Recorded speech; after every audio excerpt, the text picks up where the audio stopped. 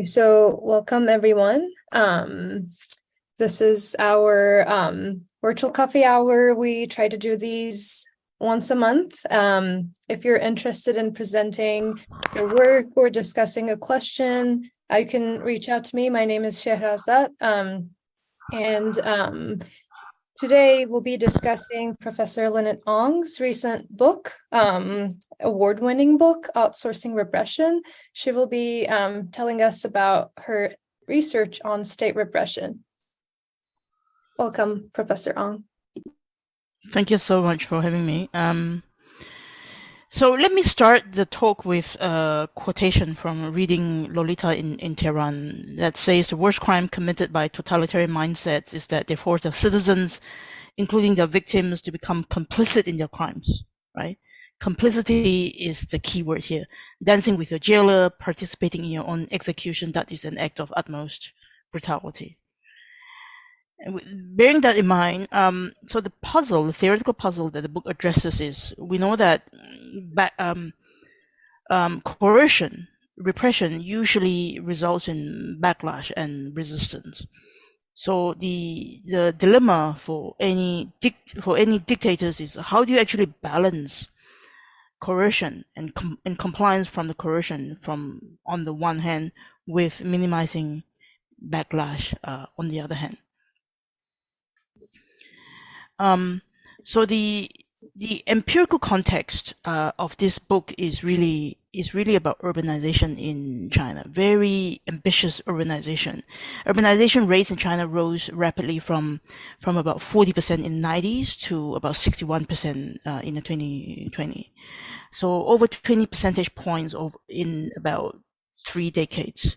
And the thing about China's urbanization is that it's not really an organic process. Not that, when cities develop, people then move to the cities from the countryside. It was the case in the first 20 years or so, but in the last 20 years is more or less very much a state-driven and state-led process of urbanization. So the state would zone and acquire land, agricultural land from the farmers, and then would transform the user rights from agricultural use to industrial use and commercial use. So you would imagine, with such a rapid rapid urbanization rates, there must be a lot of replacement. There has been a lot, like hundreds of, like, very conservative estimates put it at 52 million displaced between 1987 to 2010. But it has actually provoked very little resistance. So I'm not saying that there's no land resistance or there's no demolition resistance in China. That is not true. But protests in China has generally been pockets, like isolated pockets of protests in here and there. There's never ever been a nationwide land or housing or demolition movement, because people have different grievances, even though is universally land related. So they have no reason to collaborate and no reason to work together. So the empirical question here is, how is the Chinese state then able to actually to engineer a massive urban transformation in such a short time frame with minimum resistance? And this empirical questions is then addressed alongside the theoretical puzzle. So the solution my book proposes is that there's a trade-off between coercion and backlash. You want to minimize backlash, but you want to impose coercion and repression at the same time. I would actually propose that the state outsources repression to the society. That in turn helps to augment everyday state power. And the book looks at 2 types of non-state actors. Number one, violent thugs.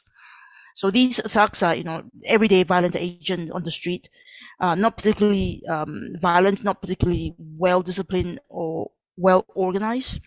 And the other type of non-state actors are non-violent brokers. So these are individuals deeply embedded in the communities, and I divide them into political brokers, social brokers, and economic brokers.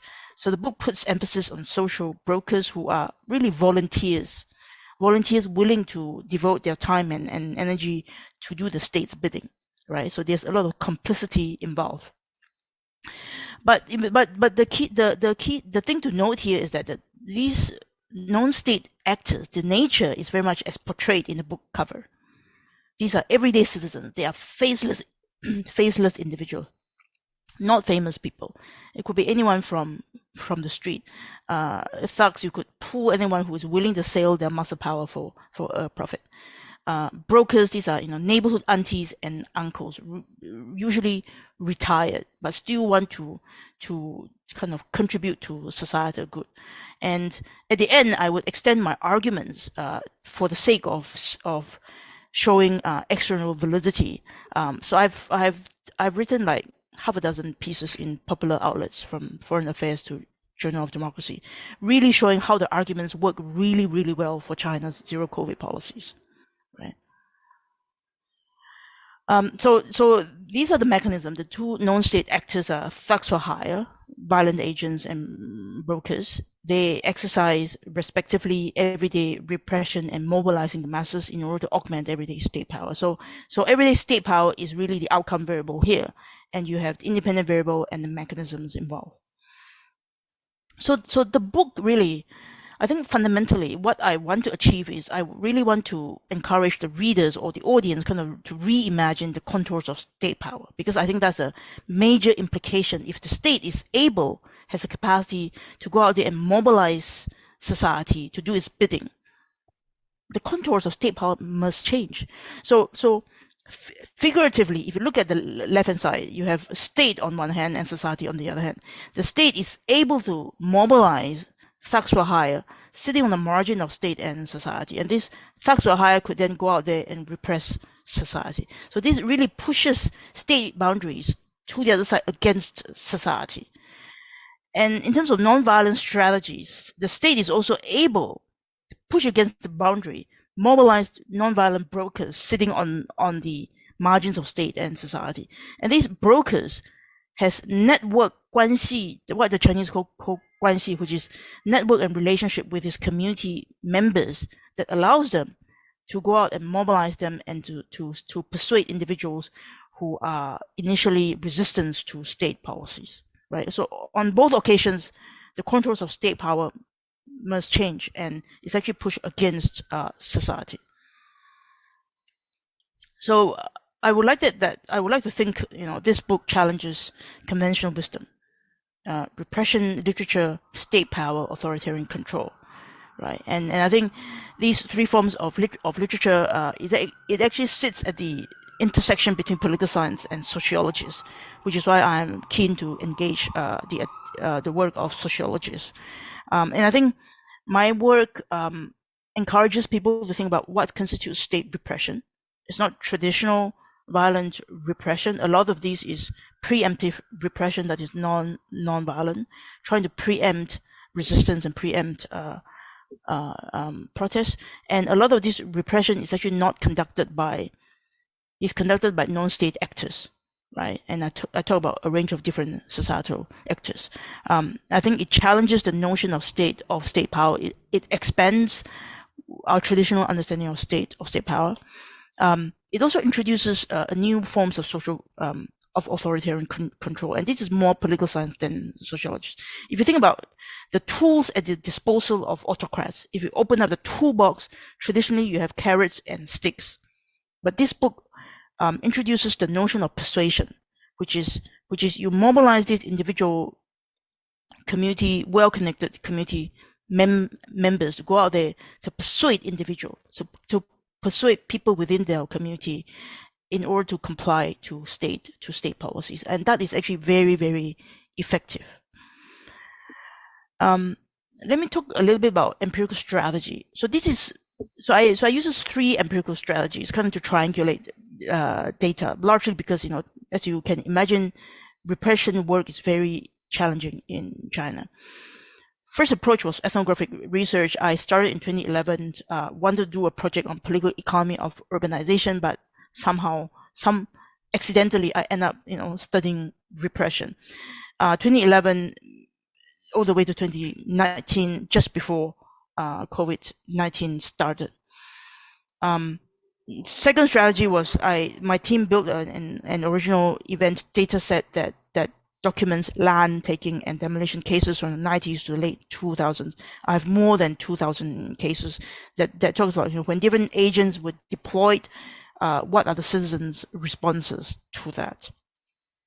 Number three, we collect a bunch of government policy documents that articulates the intent of the governments and instruct local officials, tell them how demolition and land expropriation should be conducted. So if you like, number three is kind of the input variable. It tells you the intent of the government, how these government behavior should be conducted. And number one and number two are the output variable. Given the input, given the intention, the outcome may not be as desired as initially. So they are meant to kind of to complement each other. If you're not a China specialist, this map probably doesn't mean very much. But you know, I went to 8 different municipalities and provinces throughout the years. I would like to think that, you know, the different color shade, meaning that how many times I've actually been to the province, right? Lighter color means, you know, fewer times, and darker colors. I spend a lot of time in Chengdu in Sichuan province. I would like to think, you know, it offers me a bit of a temporal variation. I could see, you know, within that decade how things have actually changed. So generally from more violent strategies to non-violent strategies. I would also like to think that it offers me a perspective of regional variation as I move from western part of China, which is typically, you know, poorer and things like that, to east coastal cities. What are the regional variation? But even more importantly, in terms of urbanization projects, it's not so much from the west to the east. It's like within the city. If you go from the inner core of the city, like CBD, Central Business District in Shanghai, people will never use violence these days because you'll be inviting trouble, right? Because you're dealing with upper middle class, very well educated, very sophisticated people. They know their rights very well, and social media is, you know, like is omnipresent.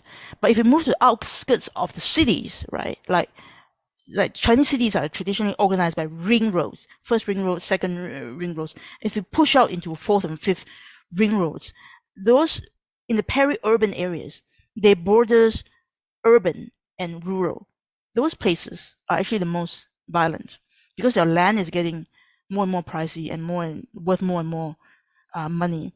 Government is very keen to get their hand on the land, but these people are also pretty wealthy. They are not willing to give up. So I see a lot of conflicts and violence breaking out at the outskirts of major Chinese cities.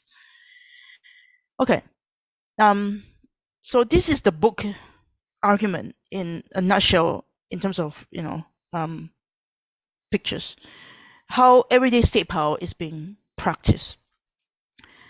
It's about outsourcing repression, which is essentially a 2-step process.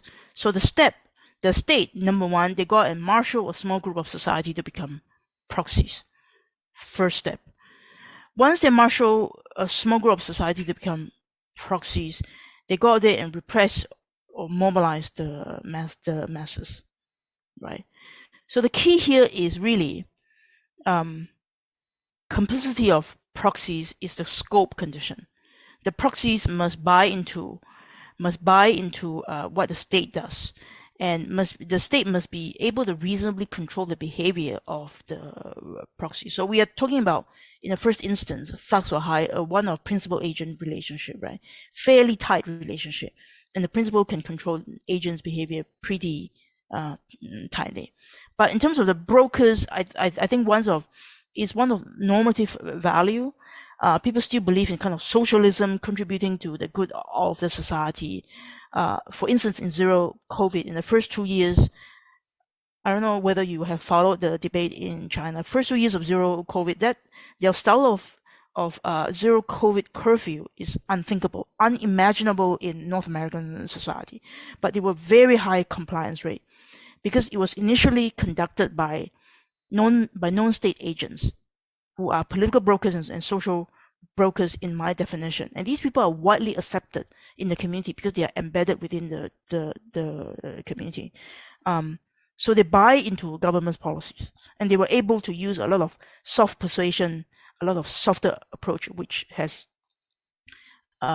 illicit compliance. So this then gives rise to various dimensions of state power. First, you must have a participation of a small group of society who are the complicit proxies, and with that, you can gain the acquiescence of larger society. And in certain cases, when it is done right, you may actually end up legitimating, or at least maintaining the legitimacy of state power, even though it is repression, right? So usually there's a trade-off between state repression and legitimacy. But in my cases, some case studies in chapter 6 would tell you that actually they have managed to maintain the legitimacy of state power. So who are the thugs for hire? So these are ruffians, hooligans, hoodlums, street gangsters, and legalized professionals who render violence as a for-profit service. They comprise the unemployed or those who make trouble for a living. But quite distinctively, they are different from mafias. They are well-organized group of violent agents, like the Japanese Yakuza, Russian violent entrepreneurs that, sociologists like Diego Gambetta, Hill, and Volkov have written about. The difference is because their capacity for violence is much lower. Because thugs for hire is any men with muscle from the street. They are not armed, they are not trained, they are not well disciplined. So their capacity to execute violence is much lower, but it's very much a private force. So in that respect, they're similar to mafias, right? More similar to militias and vigilantes, very distinct from the police and the military.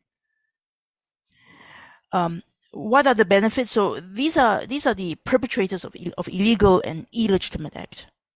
And their non-state identity then offers the pretense of plausible deniability. So if they commit, violence and then got into some trouble, they can just run away, even though the victims may know that these people are associated with local governments, but there is no evidence because they wear no badges, they wear no uniform.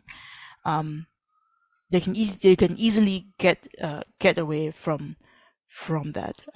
So they can easily get away with it. But there are also cost of violence being inflicted because you can imagine these are undisciplined individuals. So if they go out there, they might be drunk or they might go crazy and use excessive violence. What you have is then one of agency problems. The principal is not able to control the agent's behavior very well, and that would then lead to accountability issue. It would actually bring trouble back to the principal. So in chapter 3, I look at kind of quantitative data analysis of how, on an everyday basis, they offer benefits of law resistance and law provocation of protests. But in chapter 4, I then contrast it to look at cases where, when there's agency problem, when excessive violence is used, I use very detailed case studies to illustrate the mechanism that leads to agency problem. So places that have been mayors, party secretaries have been demoted, have been sacked, put on trial because they use too much violence in demolition and urbanization, right? And that I would think provides a complementary perspective of the benefits offered by thugs for hire.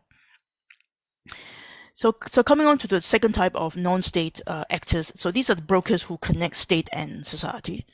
And because of the high cost of mobilizing every member of society, a state needs brokers to connect state with the masses. So I examined 3 types of brokers: political brokers, social brokers, and economic brokers. So China is a large country, right? It has many layers, 5 layers at least.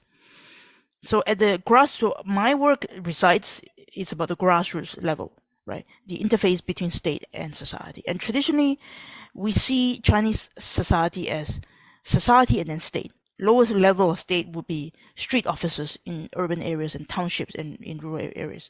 But what I am proposing is that if you kind of try to separate the 2 layers traditionally perceived as state and society, you squeeze out the middle layer. right?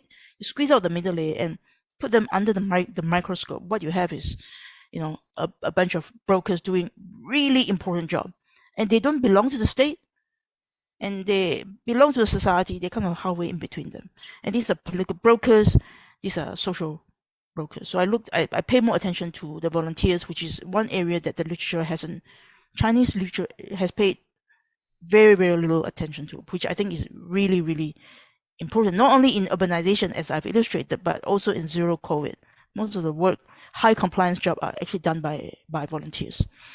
And kind of, in terms to help with your imagination, you can think about this as octopus with its strong tentacles that help to, grip society, right? So you think of the state being the octopus.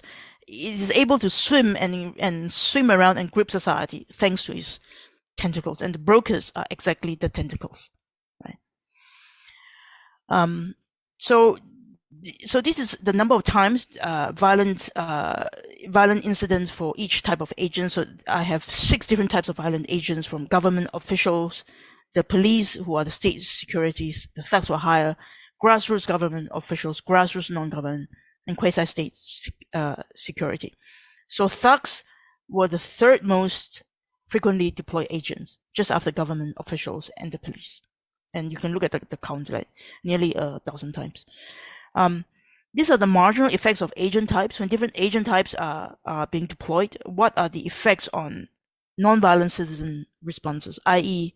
protest, petition, and legal mobilization? So you look at the mean of the marginal probability effects of different agent types. Right? So I look at the first difference between them. You look at the first bar for thugs, negative, marginally positive in legal mobilization, but still very marginal compared to, say, government officials and grassroots government officials were deployed.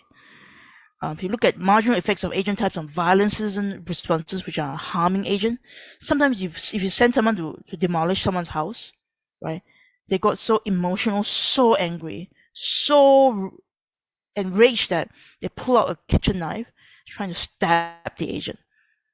And this happens quite frequently. So the effect on harming the agent, self-harm, you pour kerosene on yourself and set yourself on fire. Self-immolation, there are quite a few cases like that. Or you get so angry that you started, breaking glasses, breaking windows, of damaging properties. Again, you could see the first bar for thugs is either negative, 0, or marginally positive compared to the police and compared to government officials. So overall, they are very frequently deployed. Thugs were high, very frequently deployed, but marginal effects, very minimal effects on citizen resistance. So those quantitative evidence, if you like, kind of show you the everyday effects of everyday, what I call everyday repression, right? On an everyday basis, on average, marginal positive, negative, or very little minimal effect on resistance. But then, that cannot be the entire story. I wouldn't be convinced. So I then go and visit the field. But the way I select my cases is that I go read on social media, where huge protests have broken out in certain village or cities because of land grab and because of demolition, like in a year ago, 6 months ago, 18 months ago. And I then I book myself a ticket and then arrange for assistance to help me to go visit that village, right? So my case selection is very much a strategy of selection bias. I purposely select failed cases that protests actually broke out, large scale protests broke out, right? So I select these failed cases and then go back to trace the causal mechanism the other way around, right? Which, as you can see, failed cases that tells you, big protests, which then denies the benefit of plausible deniability and evasion of accountability. Why? Usually because excessive violence were being used against the elderly, used against women, people considered, kind of weaker groups of society, and that provoke a lot of outrage. So outsourcing violence, if used extensively in places, it could also usurp state capacity. you come back to what Weber said, right? State is really a legitimate monopoly of violence. But if you keep on delegitimizing and outsourcing violence continuously, state capacity must be eroded, and then that in turn feed the capacity of local mafias, which has become so prevalent that I started my work in 2011. First few interviews I started asking people, have you heard of like gangsters, mafias, thugs in China? They are like, crazy you know, this is China, this couldn't be happening. And I get this reaction from the West as well as from China scholars. But when Xi Jinping first came to power, 2013, right? This is like 10 years after that. Very first policies alongside anti-corruption campaign in China, which is infamous. The other smaller campaign, but just as important, is actually one of rooting out evil forces, rooting out gangsters. Because at the roots of society, particularly in rural areas, gangsterism and mafias were so prevalent that a lot of collusion going on with local governments. It was eating into the roots and integrity of the Chinese Communist Party. So Xi Jinping really wanted to root them out. And gangsters who help local authorities to expropriate land, to demolish housing, they were listed as one of the targeted groups to be gotten rid of.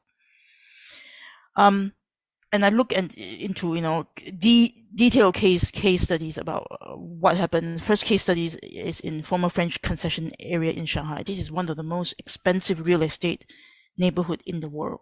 I was there in 2016. I saw this empty plot of land sitting on a very expensive area. You look at 2 streets down is the shopping area in Shanghai. It's a metropolitan cities. And I was wondering, why is this plot of land sitting empty?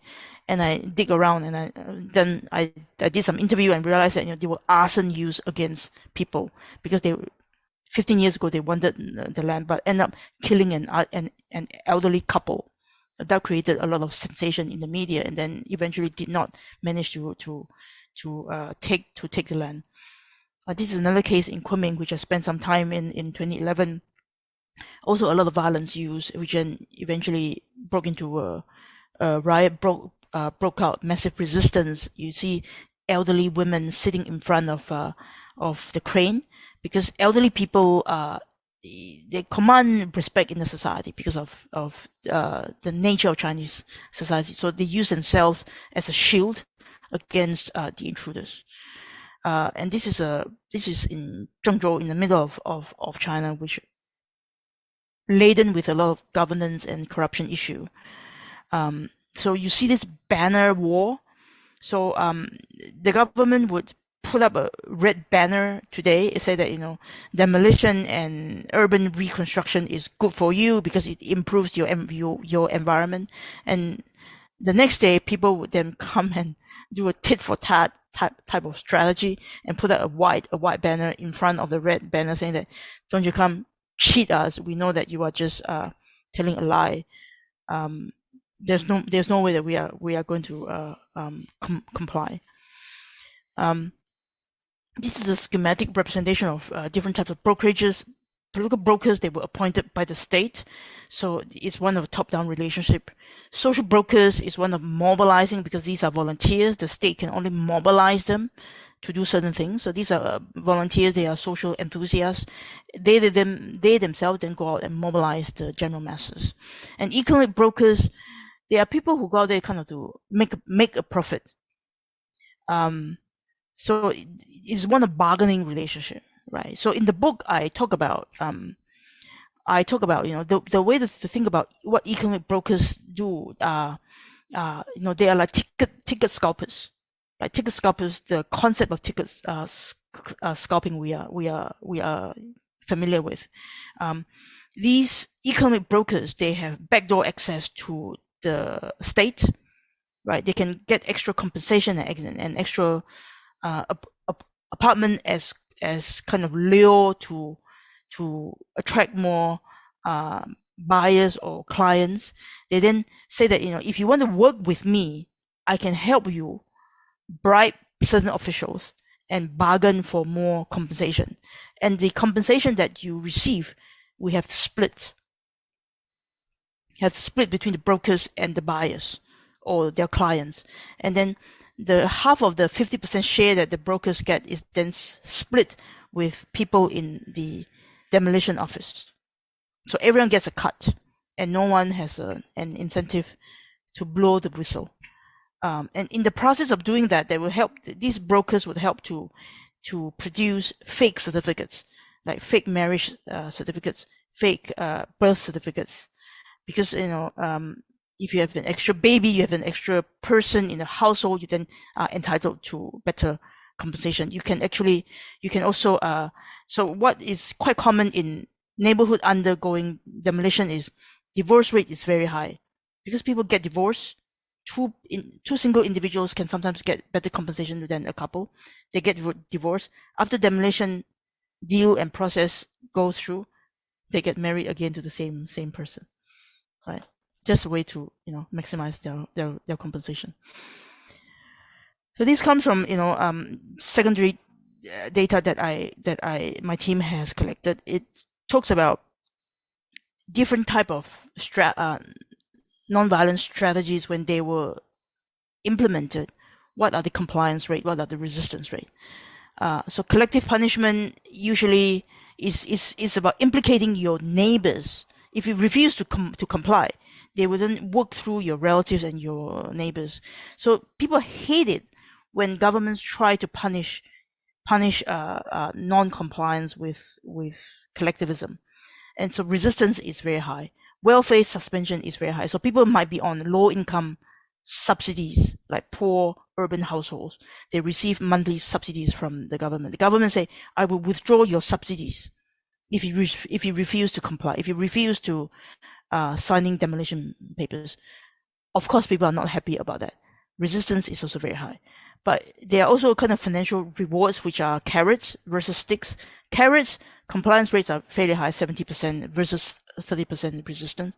But what is actually the highest is actually thought work, which is what I would say is a type of persuasion work, right? This is a new tool in the authoritarian toolkit.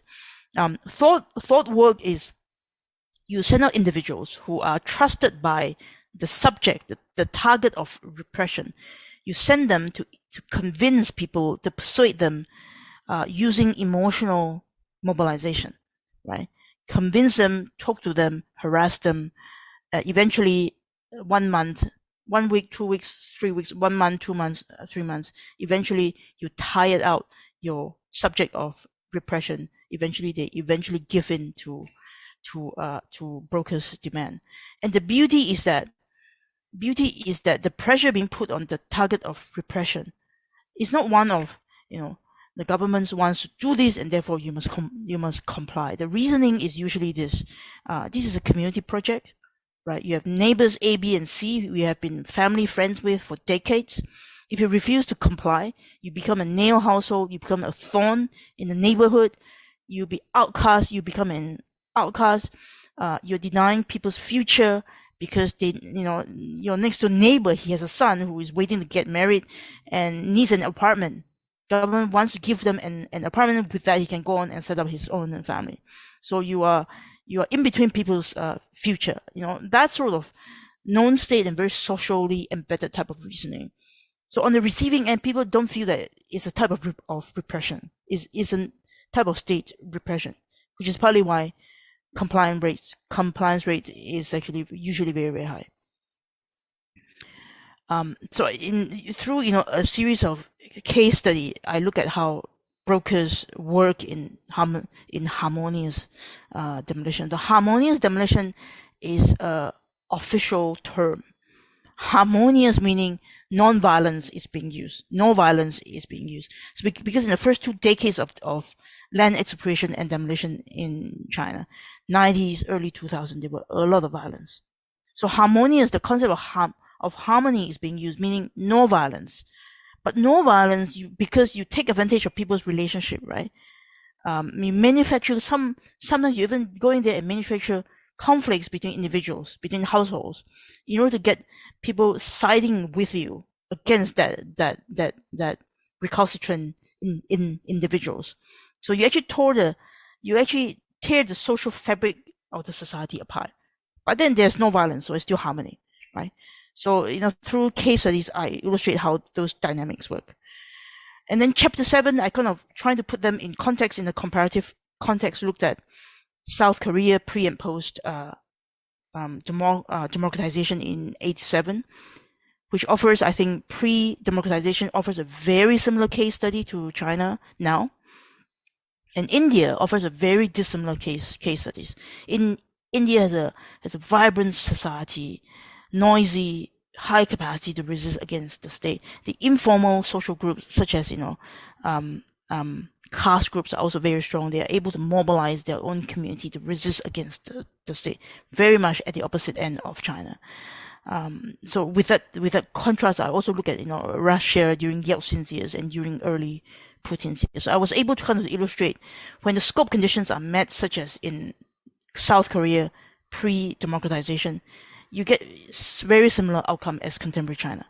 But when the scope conditions are not met, you get outcome kind of more similar to India, where the state's power actually get usurped by society. And in democratized states, post-democratization, South Korea and India, outsourcing violence does not disappear.